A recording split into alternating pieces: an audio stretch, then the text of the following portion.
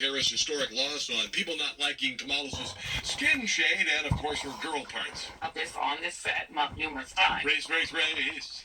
Race, race, race. Is that you have a state where you've got a 6-week abortion or a 12-week abortion. I think theirs might be 12. Wait a minute, she said abortion? I thought that was choice. Yep. But it's a state where women lost their reproductive rights, where there was a very heavy... And the only reproductive right you have is... Yeah, I know. To get women to focus on not putting in place, re-electing, putting back into the White House the person who's responsible for taking those rights away. And no, he didn't actually. He just made Roe v. Wade go away and they returned it to the states. Destroying them. But that message obviously was... Hang on a minute. Let me see. I thought this thing went back. She blamed Kamala Harris' historic loss on people not liking Kamala's skin shade and, of course, her girl parts. This on this set numerous times. Race, race, race. Race, race, race. Is that you have a state where you've got a 6-week abortion or a 12-week abortion. I think there might be 12. Wait a minute, she said abortion? I thought that was choice. Yep. But it's a state where women lost their reproductive rights, where there was a very heavy... And the only reproductive right you have is... Yeah, I know. To get women to focus on not putting in place, re-electing, putting back into the White House the person who was responsible for taking those rights away. And no, he didn't actually. He just made Roe v. Wade go away and they returned it to the states. Destroying them. But that message obviously was not enough to get enough white women to... I guess your reproductive stuff only has one right. ...vote for Vice President Harris, a fellow woman. This will be the second... And here's where she goes after the white women. ...opportunity that white women in this country have to change the way that they interact with the patriarchy. What is wrong with you, white women, and your patriarchy? And, God bless Shannon Watts, who's trying to have that conversation. But if people aren't receptive to it... Wow, she really thinks this is the problem. They're never going to get reelected. And if people vote more, I hate to tell you this, but you can't pay your electric bill with an abortion. Party line or more. Can't make your house better with an abortion. On race than on gender and on protecting... Hey, honey, I'm going to the store. Can you pay for the bill with your abortion? Their gender. There's really not much more that you can do but tell people what the risks are and leave it to them to do the right thing. Wow, she sure did get all abortion-y there, didn't she?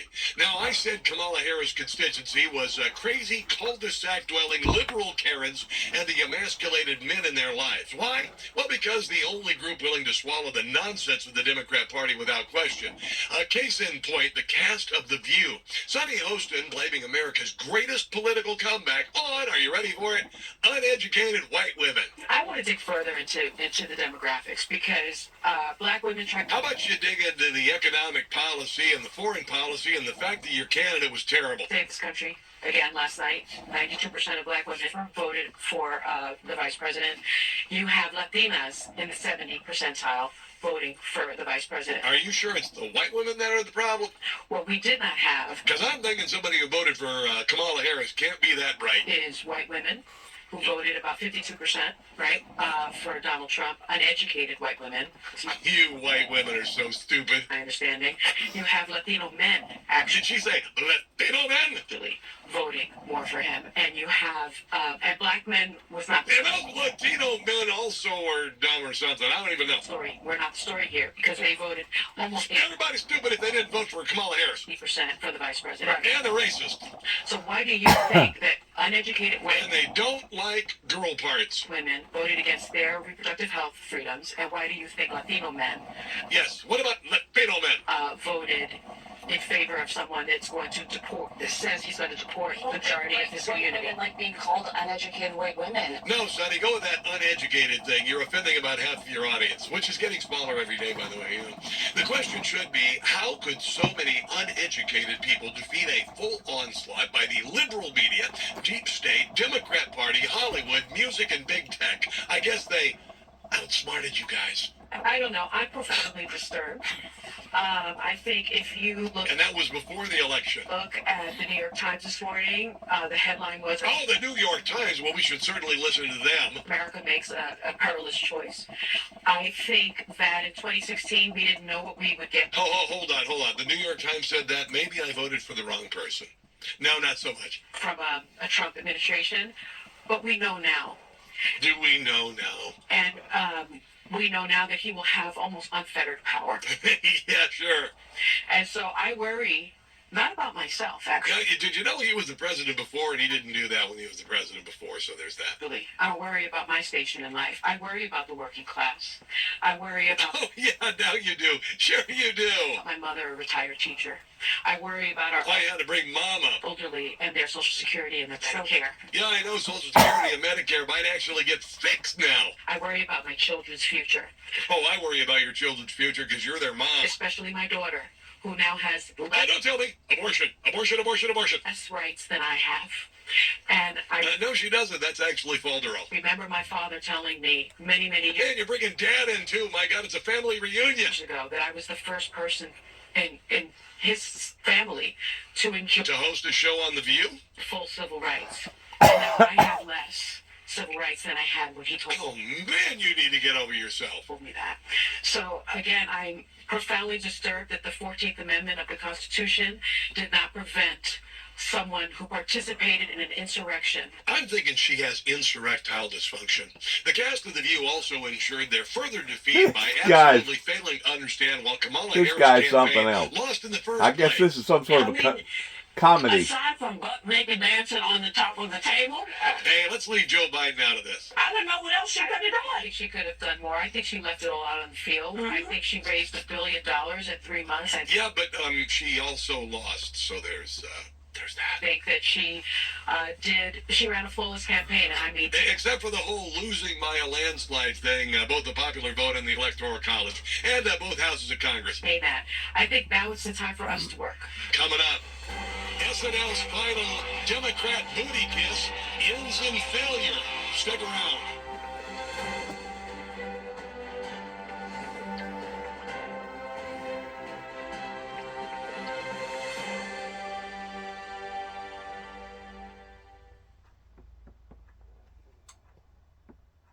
That guy must be a comedian.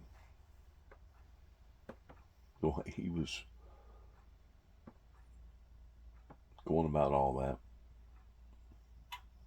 Some of it was about halfway funny, hilarious.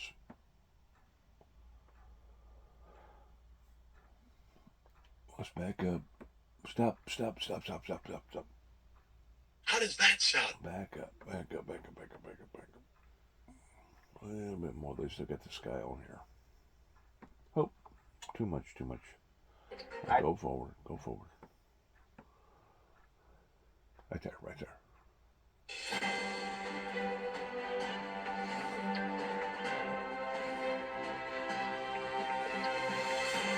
Welcome back to the final segment this week of Rob Carson's What in the World? We'll get back to the comedic goodness in just one moment, but I've got a nationally syndicated radio show, and if you've been listening for the last few years, you'd be optimistic about our future, and you would have known that Donald Trump was going to win. Well, now you can listen next week. How about that?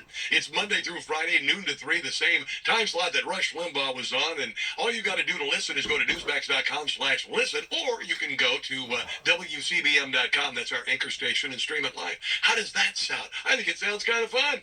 Scott Jennings has emerged as one of the only common sense conservatives on the otherwise bet guano left CNN.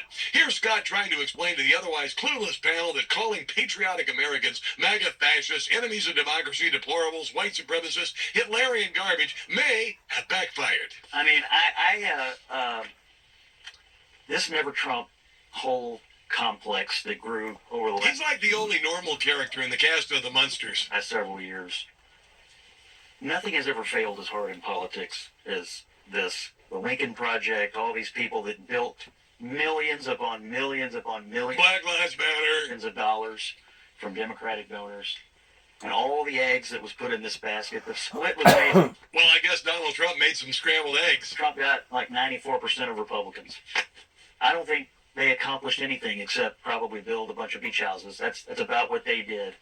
Republicans Kind of like the leaders of Black Lives Matter did with all those millions of dollars that people sent them to. being lectured to, condescended to, browbeaten by all these folks over No, people like to be called Nazis. the last. I mean, look, at some juncture, It's okay if we have different opinions about the election. You don't have to beat people to death over it, and the more you do that, the more it drives people away. Despite nearly 100% positive coverage of Kamala and the opposite for Trump, despite late night's obsession with targeting Trump, and despite SNL's last-ditch attempt to make Kamala cool, nothing could hide the truth. Even fluffed SNL bits can't make up for a bad candidate, bad presidency, open border, and bad economy.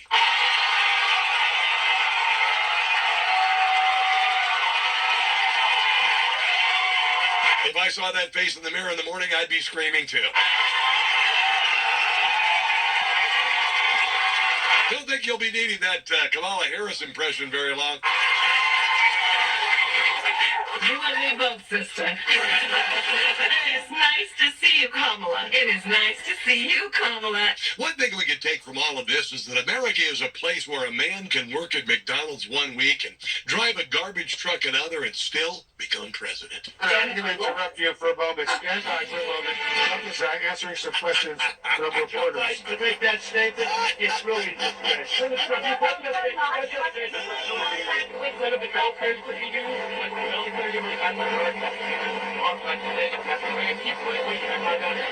I don't think they'll have to be used. I think we're going to... There you go. That's going to do it for the show this week, guys. We did it. We did it. It took 4 years of abuses and usurpations under this terrible presidency and 9 years of hell for Donald Trump, his family, and his supporters. But we did it. We did it. Bright days are ahead. Have a glorious weekend with your families. God bless our first responders, our military, the unborn, the state of Israel. America is founded, Trump and his family, and of course, you guys. And until next week, don't catch the stupid. Wow.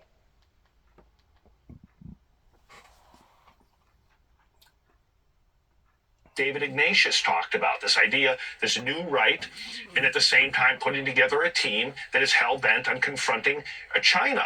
And for good reason, right? Like China's the one nation that has the manpower and has the money to be an existential threat to the United States. It's the only country that can probably convene an axis of evil that could actually threaten the U.S. And so those early signs point to the importance, I think, of China and Musk in the early days. Axios co-founder and CEO Jim Van Dyke, thanks so much. Jim. We're going to be getting to a David Ignatius column in Yes. 1 minute. I want to talk to him also about China. You know, I talk about the numbers and how strong America's economy is all the time. I will say, though, our only competition right now is China. Right. And even though we've gone far past them over the past 4 years, you know, we talk about Russia. They've got a $1.4 trillion, maybe $1.7 trillion GDP yearly. China has 17 trillion. So, of course, the U.S. has 26, 27. The EU has 26, 27. Put that together, we overpower China. But they are, as Jim said, the one country that poses a real threat to the United Especially States. for our relationships with our allies break down. Right. Coming up, Kentucky Governor Andy Beshear is optimistic Democrats can win again. We'll take a look at what he's saying the party needs to do in order to regain the confidence of voters. Morning Joe will be right back.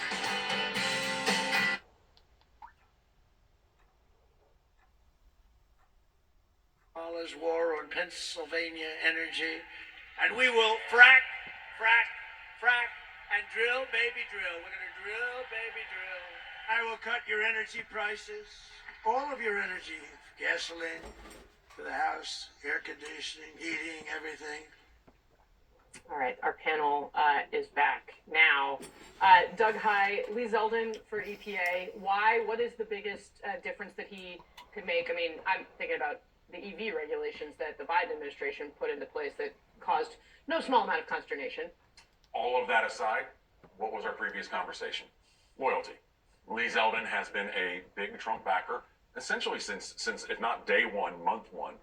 And so people like that are going to be rewarded. Now, you know, we'll have to look at what is his real environmental background. Doesn't seem to be a whole deep history there, other than, you know, any member of Congress has voted on every issue under the sun.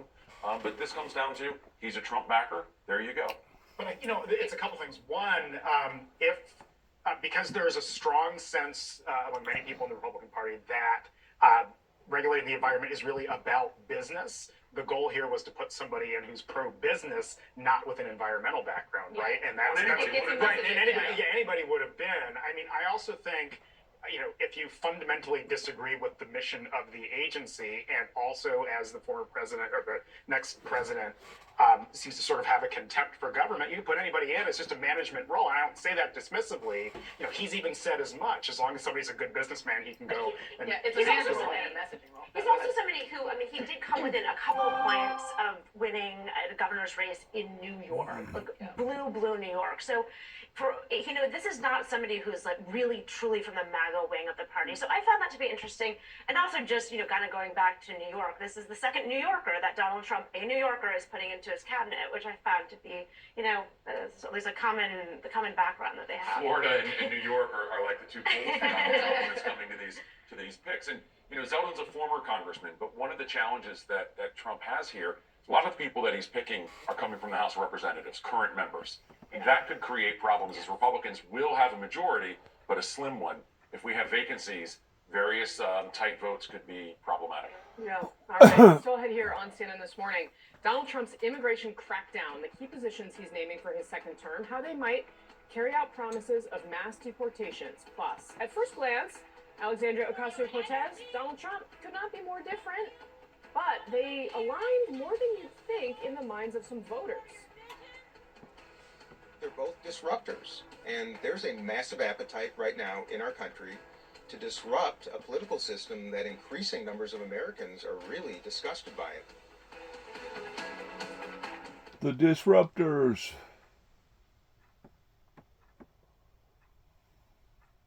Much of his political influence, his politics will come into play here. Well, I totally agree with you that he's been very historically unfair to President Trump. He ultimately is an attorney, he's a judge, a jurist, and he has the obligation to follow the precedent of the Supreme Court. So let's just take a look at the cases left. You just tell me the case that that is really going to be hard to get rid of between the federal case in Georgia, between the other cases over, obviously the one in New York and this fraud case. Where do you think is going to be the hardest to get rid of? Well, the New York case is the only case that essentially has any life left in it. Because Jack Smith's going to be... Jack Smith is voluntarily winding down those cases, and they would go away regardless. The state cases, of course, can't be dismissed by the president. What about the Georgia case is still up on appeal. There are so many significant issues that could lead to its dismissal. So ultimately, it's anyone's guess what happens with that, but there's a good chance that the case will be dismissed altogether based upon the district attorney's conduct. Basically, if Merchan allows this case to go on toward the sentencing in December, all President Trump has to do and his team has to say, look at SCOTUS. There was the immunity decision. They trump any decision that a judge in New York is going to make. So therefore, they don't have a case. Is that right? Well, basically, anything that Judge Merchan does, all roads lead to the Supreme Court. Because if he denies the motion to dismiss on the immunity, that's an immediately appealable order, meaning that before sentencing can proceed, that order can be appealed. And if he tries to continue a sentencing, the sentencing will be, quote unquote, stayed, meaning it's paused, while the appellate courts look at this. And like I said, the Supreme Court, it's almost like they knew that this case was going on. With the language that they use in the opinion about immunity, it refers essentially directly to what happened in this case, using unofficial acts or official acts in a case that's not charged that way. Thanks, Katie. Thank you. Appreciate it. Thank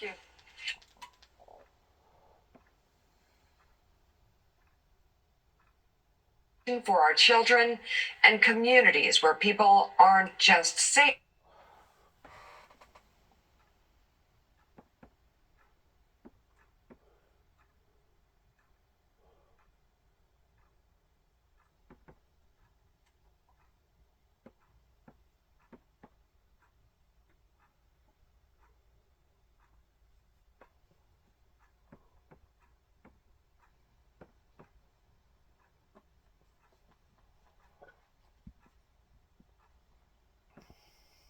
Focus on the Democrat Party must return to the creative, better jobs, more affordable health care, safer roads, bridges, best education for children, and communities where people aren't just safer, but also feel safer.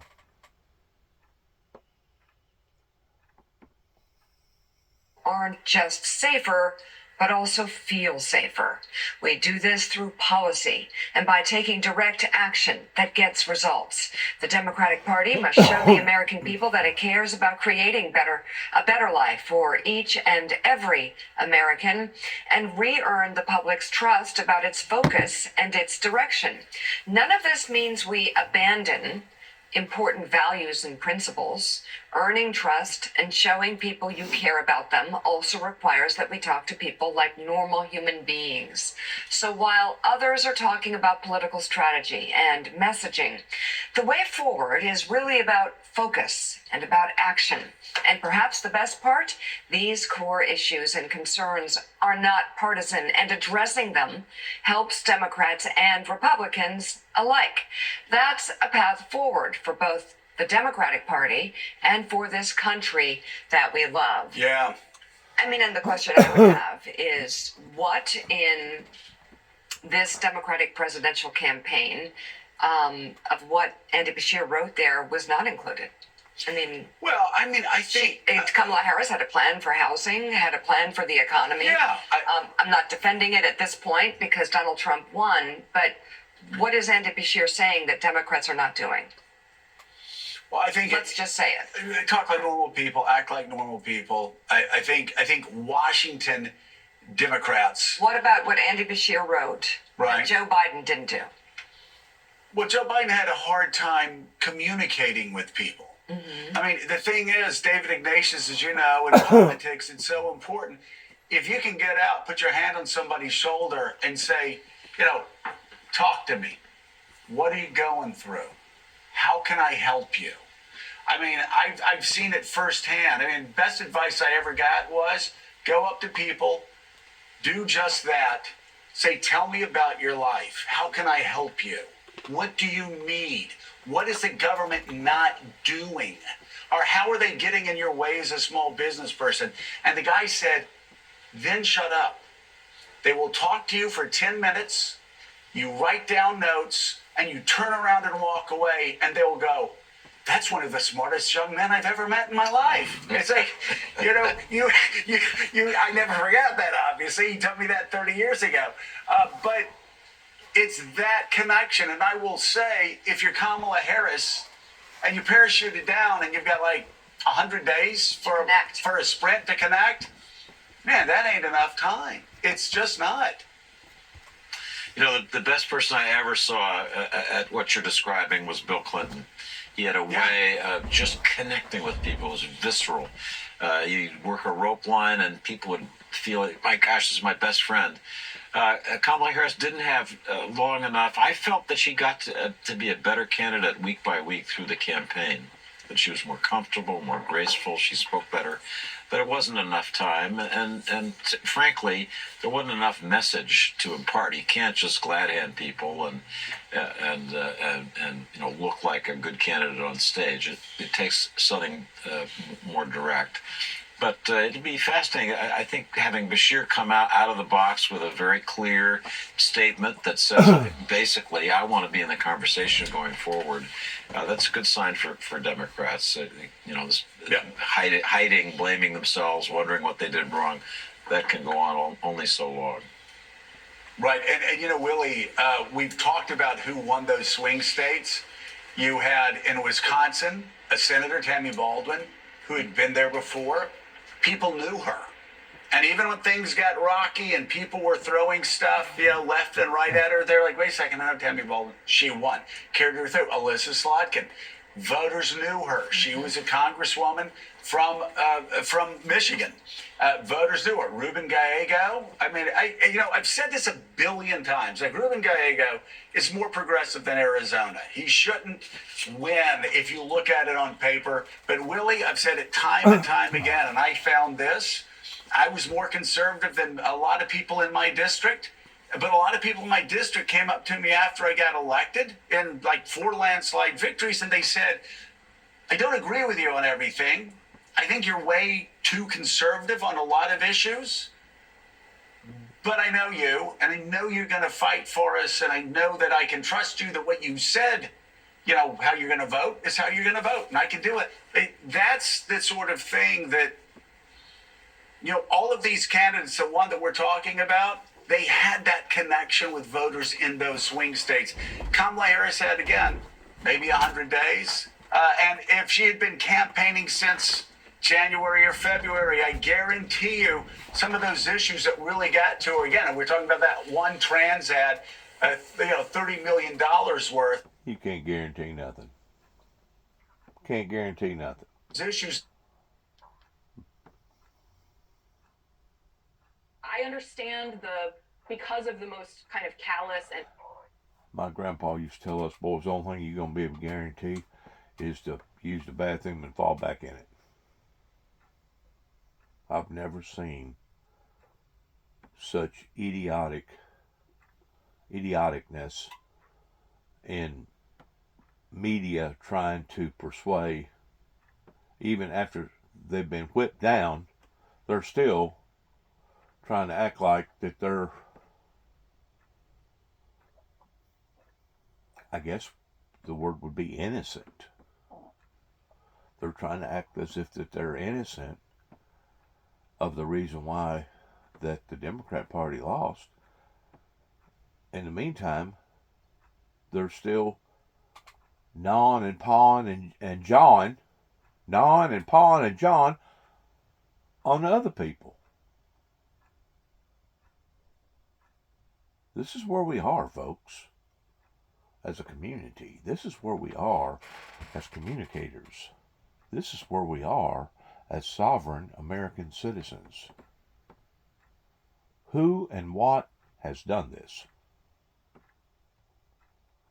Callous and hateful language that the Stephen Millers of the world use. I understand why Democratic governors sort of feel, on a moral level, that it's their obligation to oppose it. That I get.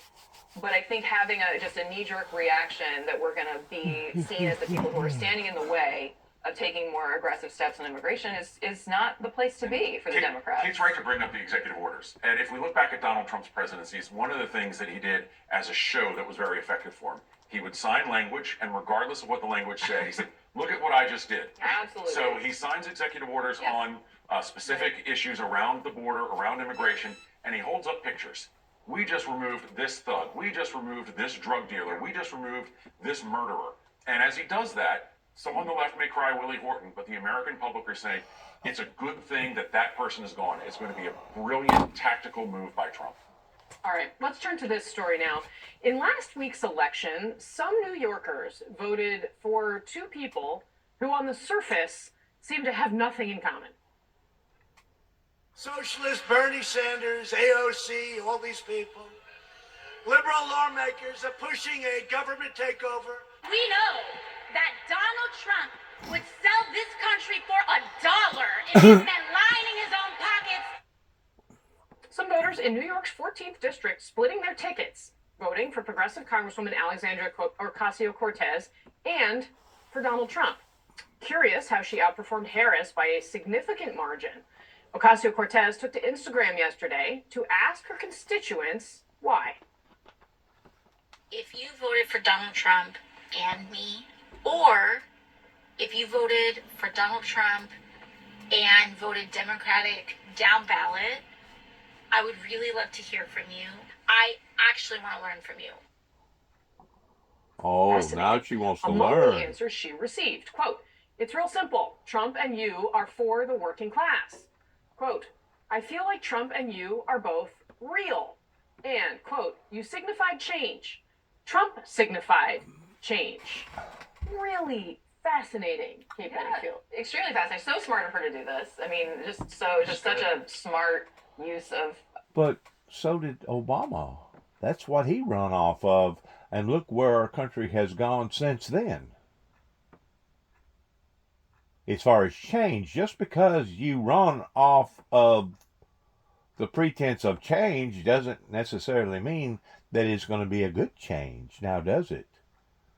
Only change that most of the people got in America, by and large, was a little bit of change in their pockets. Ever since the mistakes has been made, the American people have been suffering again and again. That started with the Republican Party, then was fed to the Democrat Party, then fed back to the Republican Party, then fed back to the Democrat Party. And basically they're doing the bait and switch thing as this country is falling apart and going backwards. And you don't have to have an education. You don't have to have a degree. You don't have to have a master's degree in business. You don't have to have really a whole lot of sense at all to figure out that we are going backwards versus going forwards whenever it comes to safety, prosperity, jobs, settling this score with us being $35 trillion in debt. I mean, I could go on and on and on. You don't have to be a very bright person at all to see where America is on the decline. Why? Something's jinxed us. Where did we get jinxed? When did we get jinxed? Well, you got to put all the dots together. And you got to go all the way back to Ronald Reagan, whenever all them things was going on, and then you had the no new tax man, no new taxes, no new taxes. Read my lips, not my hips. And then all the other calamities that befallen upon to the people, regardless whether it was Ruby Ridge, regardless whether it was Mount Carmel, Waco, Texas, regardless whether it was Oklahoma City, Oklahoma, regardless whether it was being attacked or the Twin Towers in 1993, regardless whether it was 9/11, regardless whether it was COVID, regardless whether it was this or that, we have been punched on, and now we're feeling the punches. I mean, if you chip away at the big rock long enough, eventually you can crack it. And I tend to wonder who opened the door for this. Because like I said, we've been jinxed. Going all the way back into the Reagan era. That's whenever it started. And that's whenever we sure enough started going backwards. As far as trillions of dollars in debt. All the gun violence. All the dope on the streets. Even the fentanyl and all this other stuff that didn't even exist 25, 30 years ago that now has inundated our communities and inundated our lives in some form or fashion. COVID come along, seeing loved ones and friends dying of the diseases, seeing all these bad calamities hitting us pertaining to bad storms and hurricanes and tornadoes and fires. They was talking, I think it was last night, that they had just almost 200 structures that was recently burnt in California. And I'm sure the homes they're talking about is probably $500,000 to $1 million per bedroom per home. I think they said about 75 was damaged. Not counting all the other problems that happened up in the northeast area, up towards Maine or Boston or wherever, where that droughting had basically, up towards New York, driest on record is what I heard last night. Driest on record up in New York. Now, since then, I think they've gotten some rains, but they had massive fires up there too. So these calamities continue to keep hitting America, and every time it hits, it diminishes the resources. And every time it diminishes the resources, it weakens us. And every time it weakens us, we get a little weaker. When are the American people going to wake up in realizing that this is going to take God and the Spirit of God to straighten us out? And basically, we have been left to either swim or drown, and right now, the majority of the people in America are drowning. All your higher food prices that was motivated around fuel fuel prices being jacked up, right at the ending of COVID. I mean, you have to ask yourself the next question, what's next? What's next? Because we're on a downward spiral. You don't have to have a whole lot of sense to see it. All this bickering and arguing and combating and debating and and at the end of the day, the people are still doing the suffering. And they're still not getting nothing done. Like I said, we've been jinxed. We've been bewitched. Instead of us being successful, instead of the youth having dreams and desires towards wanting to work hard and be loyal to their employer, now they're basically getting out here getting all drugged up, or they're just committing suicide. I think the suicide rate amongst the young people right now is higher than what it's ever been in America. I wonder why. Her connection that she has with voters via social media. And yeah, I mean, I think this common thread in a lot of these answers about how both she and Trump are real, it is very telling. I mean, people feel like most politicians are talking pointed to death. They're fake. They're not real.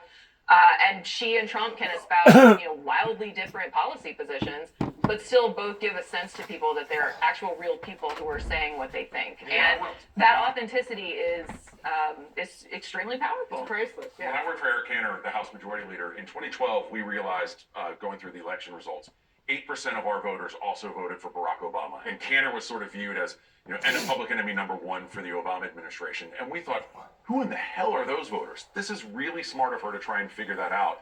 It may mean she has some opportunities, very narrow ones maybe, to work with the administration and really bolster her credentials. Well, and Donald Trump, I mean, I'm not sure if this is a game recognizes game moment or what, but this was what Donald Trump had to say about AOC over the summer. Watch. She's got a thing going.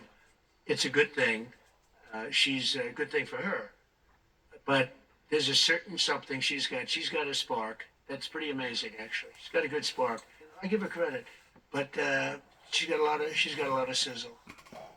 Spark, sizzle. I'm not going to touch that before we're talking about spark and sizzle. But the authenticity is huge. That people see an authenticity in the two of them. And Doug, New York too, with a background there. We talked about this on the show on Friday about Queens in particular, and I think people.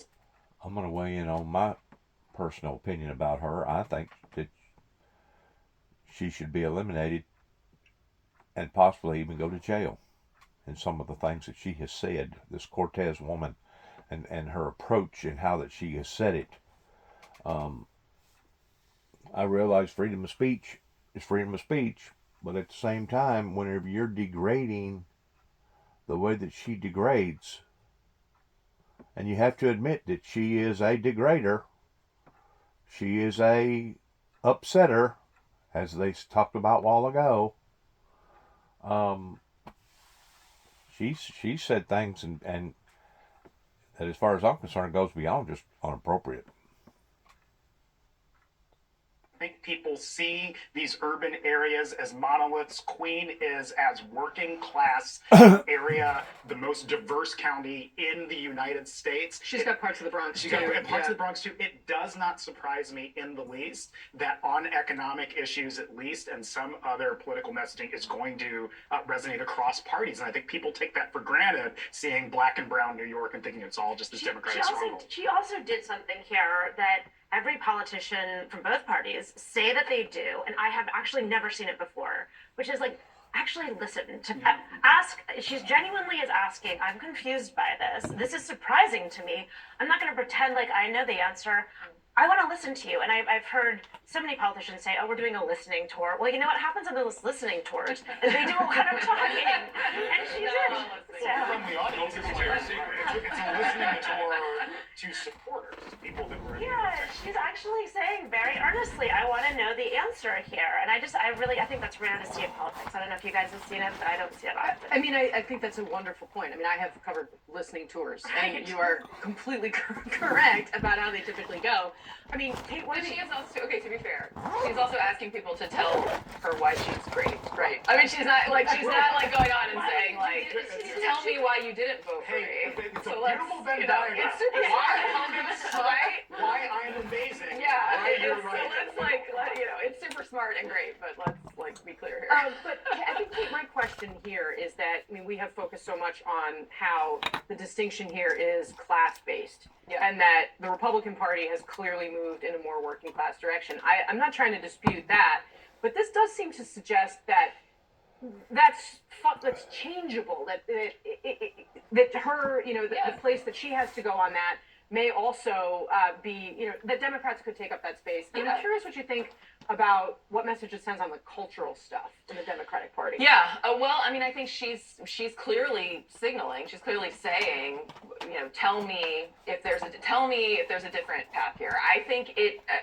is very clear that Democrats have kind of lost the thread on the cultural piece. I think a lot of what people associate with the Democratic Party on the culture front feels out of touch with their day-to-day lives. I think the other smart thing about what she was doing here is saying, how can I learn from this? How can the Democratic Party learn from this? I think there's absolutely space for Democrats to reclaim some of that. I think the Democratic agenda and the Democratic building blocks on policy are all designed to help working people and middle-class people. And so I think there's space for that.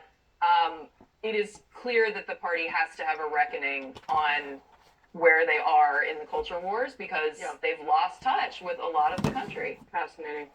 All right, well, I don't want to lose this kicker, we sometimes call it, because we as a country could use more moments of coming together. I'm going to leave you with this. The legendary musical duo mending a fractured relationship. Within the sound of silence.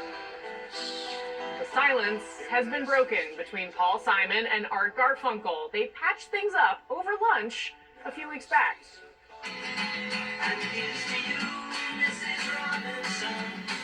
Garfunkel telling the New York Times he was a fool for his role in their estrangement.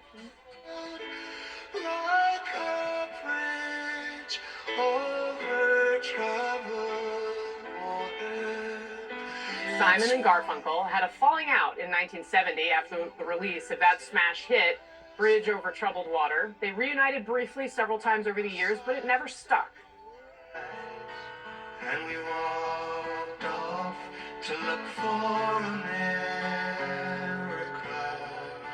Art Garfunkel's son says his dad now realizes Simon is family.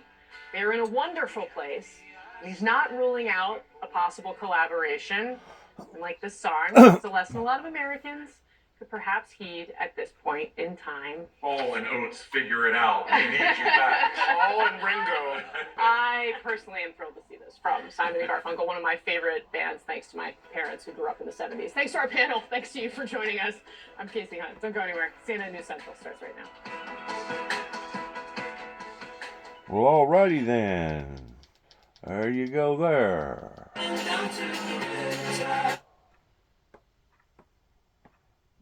Founders had this crazy concept called freedom of speech.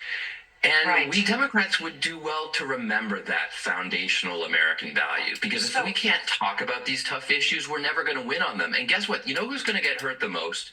It's trans kids. It's minorities across America who are going to be attacked by this hateful Trump agenda. And if we don't have a rational response, then Republicans are just going to carry the day. That's what Harris's problem was. She didn't have a response to this issue because she was so afraid to even raise it. And as a result, Trump crushed her on it. Good luck to all of us. God bless after this election. God bless America. God bless our troops. And God bless our endeavors towards where we go from this moment on. Heaven help us all and shalom.